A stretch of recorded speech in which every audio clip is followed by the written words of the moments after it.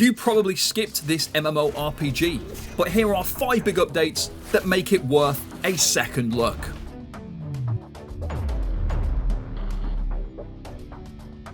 Corepunk launched into early access at the end of 2024, and while things didn't go completely smooth, recent updates have made some major improvements.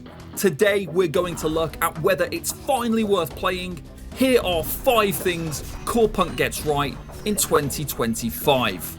If you've never seen Corepunk before, it's an isometric open world MMORPG that mixes steampunk, cyberpunk and fantasy to create a fairly unique setting. It also has some really interesting mechanics like the fog of war system, the fully voiced NPCs and quests, and a very detailed and expansive world.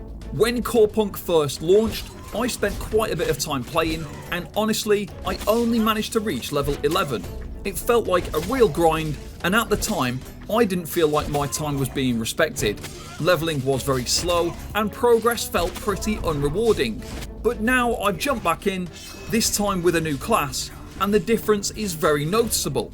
Leveling feels much more rewarding, especially in the early stages. You can now break out of the starter town more quickly and start exploring the wider world, which helps a lot with keeping the game more interesting. The level cap is currently 20, so while you don't want to rush through the game, it's now far less daunting to try and catch up with long-serving players, especially if you're someone looking to get into the PvP side of things, or maybe world bosses and the higher end content. One of my early frustrations with Corepunk originally was how grindy and awkward some of the low-level quests were.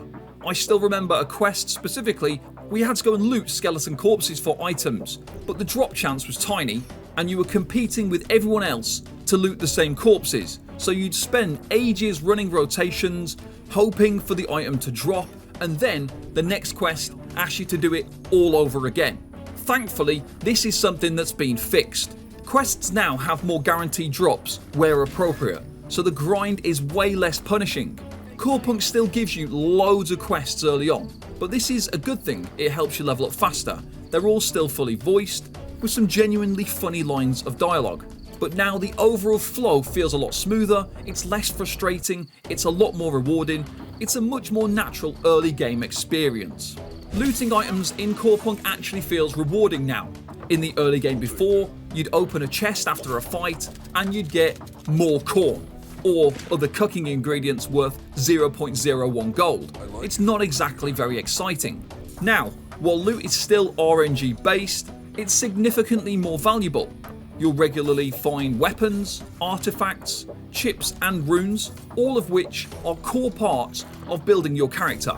This means you can start planning your build earlier, you can sell things that you don't need for actual gold, and on top of that, Corepunk now has a global marketplace where players can trade items between servers, which means gearing up and acquiring key items is way more accessible.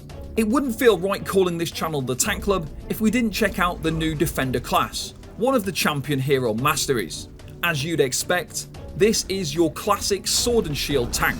You've got skills to reduce incoming damage, taunt enemies, and generally do all of the things we tank players love. But what really stood out for me is that you can play this solo without it feeling painful.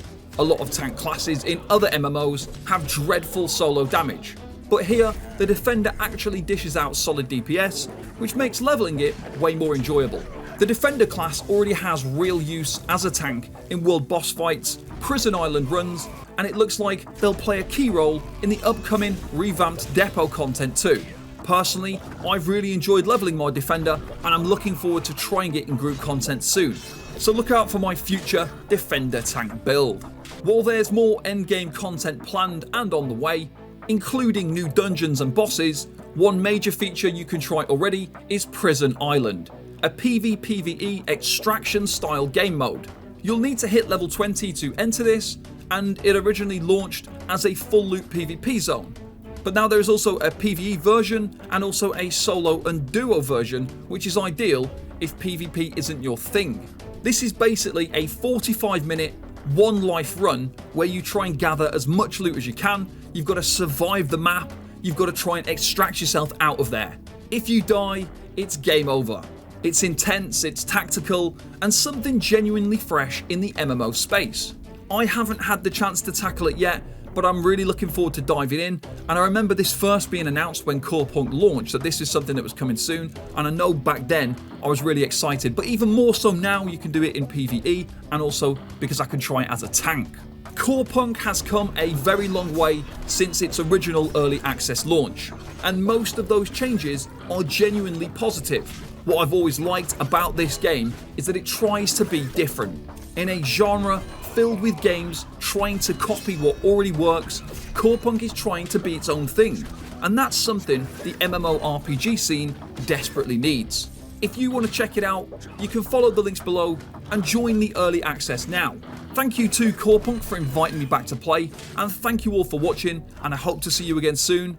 Bye bye for now.